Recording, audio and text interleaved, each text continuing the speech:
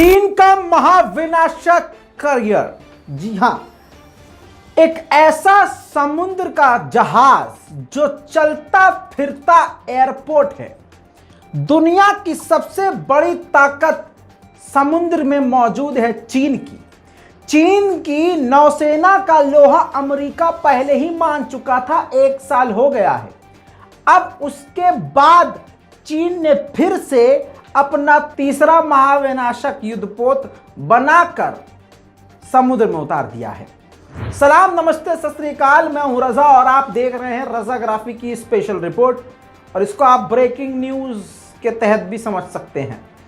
भाई साहब, जहां पर अग्निवीरों ने हमारे देश के अलग अलग इलाकों में वीरता का प्रदर्शन करते हुए अग्निवीरों ने अग्निपथ करते हुए देश के करोड़ों रुपए का नुकसान कर दिया, सैकड़ों ट्रेन जला दी। अब आपको बता दूं कि पूरे देश में बीजेपी ने गृह युद्ध का माहौल बना दिया, हिंदू मुसलमान करके नफरत में देश को जला दिया। वहीं पर उस शैतान चीन ने अपनी ताकत इतनी बढ़ा ली है कि अब उसने खतरनाक करियर बना लिया। और इस करियर की ताकत क्या है, इसको आसान जबान में समझने की कोशिश कीजिएगा। समझ में आओ तो कि नहीं? समझे थे ना? समझो मेरी बतिया, ध्यान से सुनना चाचा, सुनना। हमको ये पता चला हमारी वीडियो जो है उत्तर प्रदेश, घोसी, मुबारकपुर, इधर ज़्यादा लोग देखते हैं, तो कोशिश करेंगे बीच बीच में भी थोड़ा सा आप लोगों को समझाने की अलग तरह से। अब आपको बता दें, लोगों को लगता है मैं बिहार से हूँ। अरे भाई नहीं, मैं बिहार से नहीं हूँ। जहाँ से हूँ वो बताऊँगा नहीं, लेकिन कहने का मतलब ये है कि मैं इस तरह से थोड़ी सी अलग लैंग्वेज इसलिए बोलता हूँ ताकि उत्तर प्रदेश, मुंबई, मतलब ज़्यादातर सभी लोगों को पसंद आ जाए, समझ में आ जाए। अब आपको मैं बताऊं, ये है वो करियर। भाई साहब, महाविनाशक है ये, और अमेरिका के पास दुनिया का सबसे बड़ा करियर है, एयरक्राफ्ट करियर। लेकिन अमेरिका के ही टक्कर का एयरक्राफ्ट करियर अब चीन ने बना लिया है। अब आपकी स्क्रीन पर ये देखिए, उसको लॉन्च कर दिया है। इसका नाम चीन ने बताया है फुजियान। इतने बड़े लेवल पर इसका उद्घाटन किया है, और क्यों ना करे भाई साहब, अब तक का चीन का सबसे घातक महाविनाशक ये करियर है।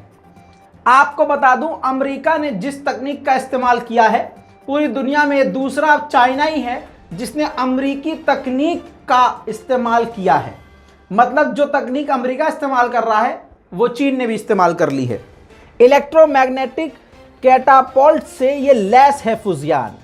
फुजियान इसका नाम है, और जो टेक्नोलॉजी से ये जहाज उड़ाएगा, यानी कम समय पर तेजी से, जल्दी से इस चलते फिरते एयरपोर्ट से जहाज टेक ऑफ कर सकेंगे, उस टेक्नोलॉजी का इस्तेमाल किया है तेज जहाज उड़ाने को, जो अभी तक टेक्नोलॉजी सिर्फ अमेरिका इस्तेमाल कर रहा था। दोस्तों, इसकी लंबाई समझिए, 300 मीटर लंबाई है और 78 मीटर चौड़ाई है। 80,000 टन इसका वजन है। इसी बात से समझ लीजिए ये कितना खतरनाक और कितना भौकाल है।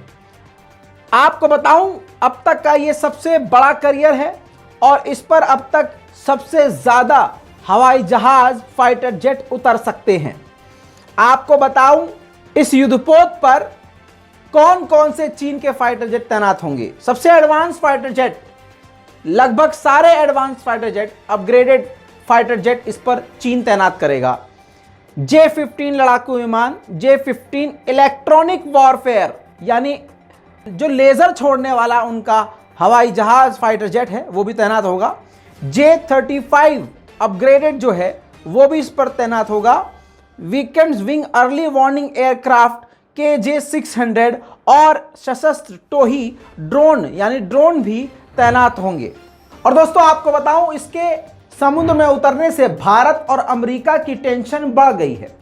जानकारी के लिए बता दूं कि हमारे पास, यानी भारत के पास युद्धपोत तो हैं, लेकिन ये जो चीन का युद्धपोत है ये भारत के युद्धपोत से कई गुना बड़ा है। अब चीन के भले ही हथियार आप कमजोर मानिए, लेकिन भारत सरकार भी चीन की हर हरकत को अपने लिए खतरा मानती है। अब इतना बड़ा युद्धपोत समुद्र में उतारेगा और उस पर सैकड़ों फाइटर जेट तैनात होंगे, वो भी एडवांस, तो ये भारत के लिए ठीक नहीं है। इस युद्धपोत के जरिए हजारों किलोमीटर दूर तक अपनी जाकर ताकत दिखा सकता है चीन और समुद्र में अपनी बादशाहत कायम कर सकता है। अमेरिका और भारत की अब मुसीबत डबल हो गई है। इसी के साथ आपको तुर्की का भी अपडेट इसी में दे देता हूं।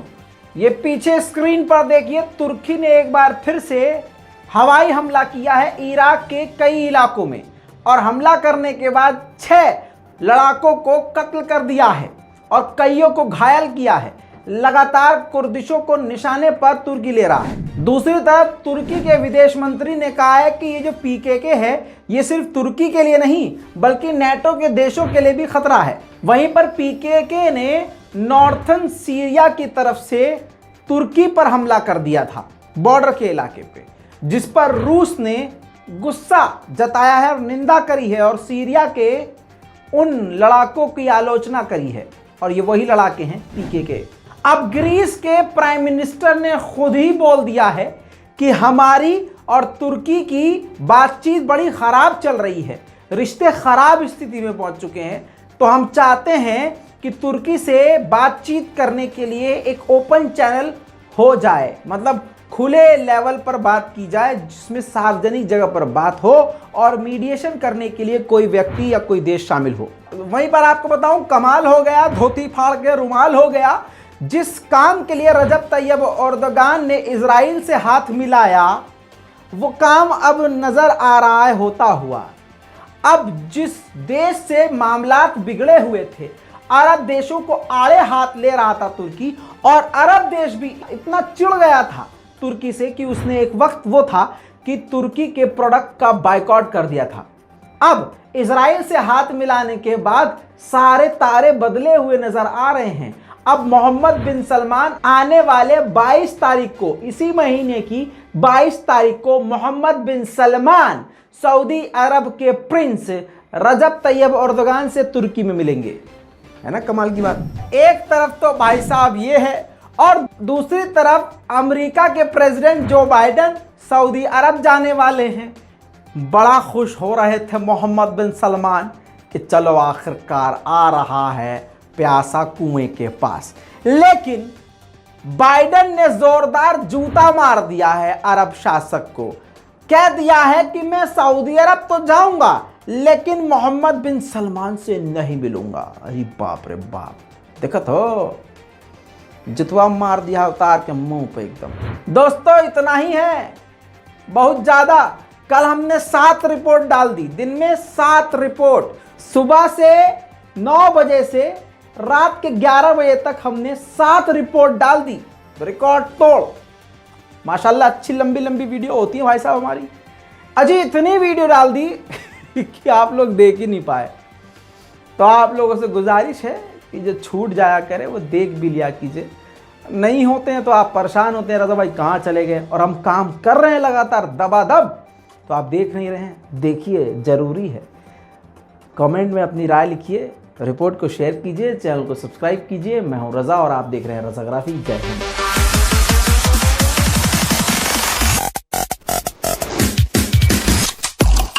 तेरा बाप आया।